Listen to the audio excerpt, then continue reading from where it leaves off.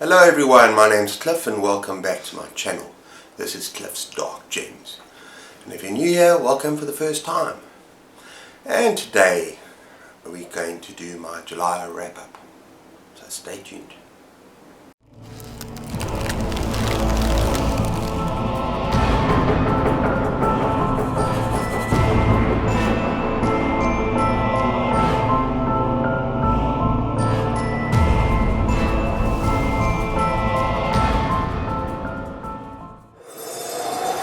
Okay everyone, so July has not been a productive month for me, for obvious reasons. I'm not going to repeat myself. The last 2 weeks I've read practically nothing.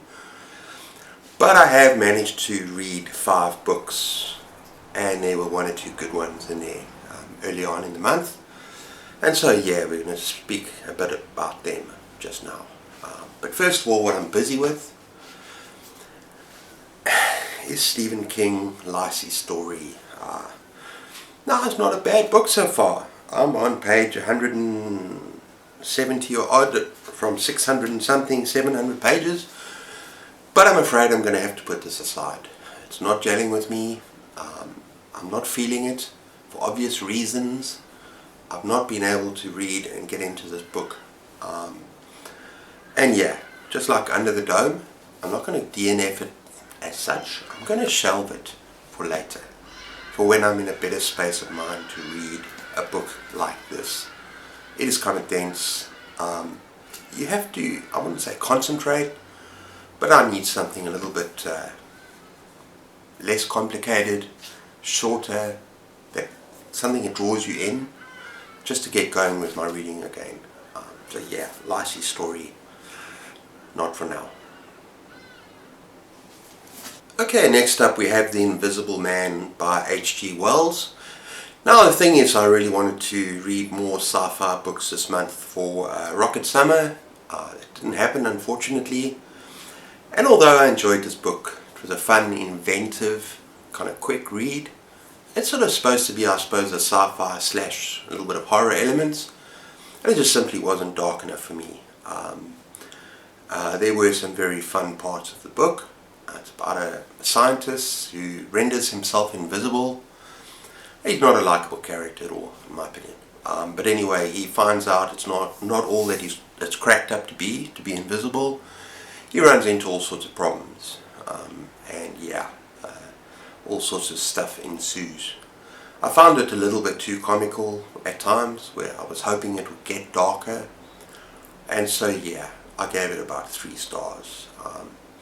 And it seems that a lot of these sci-fi classics are either hit and miss for me.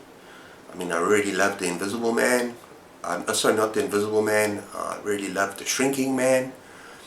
And there's some others that I really enjoy. But yeah, it's hit or miss for me at the moment. Okay, the next book is difficult to talk about, and that's Crossroads by Laurel Hightower. And I just want to read quickly the thing that I left on Goodreads. This was an intense, uncomfortable read for me personally. Still a powerful exploration of grief and the sacrifices a mother makes in an attempt to bring back her son. Now, this was a great story, don't get me wrong, but it really, really got to me. You talk about triggers. This story triggered me. The roadside grave, the cross, I'm not going to talk about it anymore. And considering what I've just been through, I'm going to leave it there. Let's just say I recommend it. But for me personally, yeah, I'm not going to say anything more about that book. It did upset me. Okay, next up is a really famous short story called The Lottery by Shirley Jackson. Now, this was a great quick read. And I highly recommend it. That's about a small town in America, and the residents, every year there's an annual tradition called the lottery, and every family has to take part, but no one wants to win this particular lottery. And I can't say anything more without spoiling anything. You just have to experience it for yourself. And yeah, there's a lot more to the story than meets the eye. I'm not going to unravel that. You need to read the story. Talks about traditions, and yeah, and the ending is a bit of a gut punch, but read the story. Very quick, very short, but it packs so much in such a short space. That's Shirley Jackson, The Lottery. Okay, next up is my first 4.5 rounded down to 4 stars, and that is A Ritual by Adam Neville. It's not going to be the last book I read by this author. It is very chilling. It's very dark in places. A very, very tense survival horror, particularly in the first half of the book. And it's about these guys, and they go out and I've actually done a review on this already in a previous video in my wrap-up, so you need to go check that out.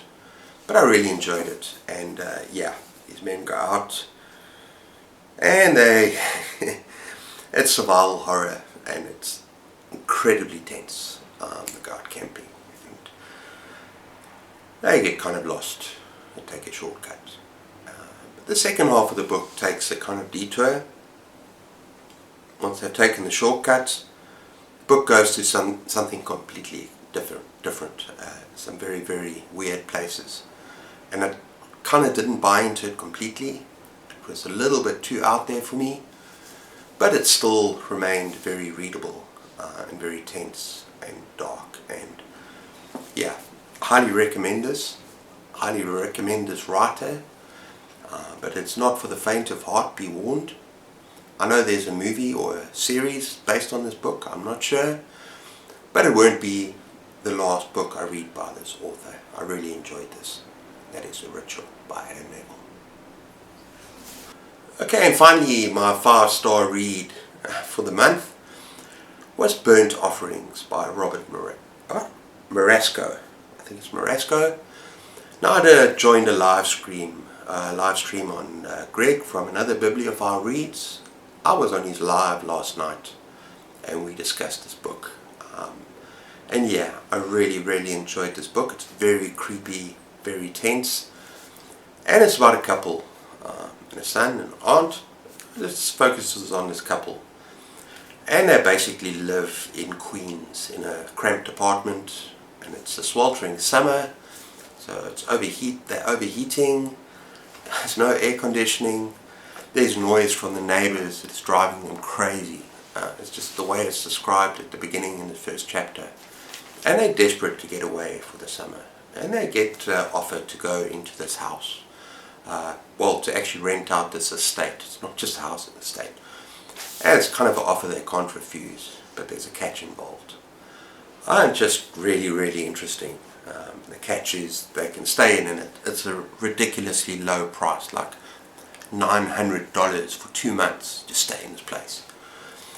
But the catch is that the siblings, their mother, is going to stay with them, kind of in a far wing apartment, or sort of a room of this mansion.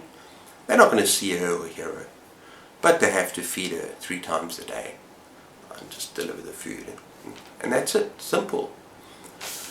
And yeah, I'm not going to go into character studies here. I did that on the channel, but the wife convinces the husband, and they move in with the son and the aunt. And it's an awesome book. It's very slow burn. It might be too slow for some people, but it's very tense. And there's some incredibly creepy, scary scenes in this book. And what I like about it, it doesn't rely on jump scares like normal haunted house stories, where you got rattling chains and, you know, creep banging walls and stuff like that, ghosts floating through the corridors. You don't have any of that. It's a completely unique kind of story. Reminds me of The Shining by Stephen King. In fact, Stephen King was influenced by this particular book, and I really loved it. So yeah, 5-star, possibly the best book of the year for me so far, and that's saying something. And that is Burnt Offerings by Robert Marasco. Okay everyone, so that's my short and sweet July wrap up. Hopefully August will get back to normal. It's been tough, but yeah, we're going to try and get back to posting regularly. And I'm going to come with my August TBR probably towards the end of this week, or tomorrow, the next day possibly. But yeah, thank you so much for watching. Take care of yourselves and keep those pages turning. Cheers.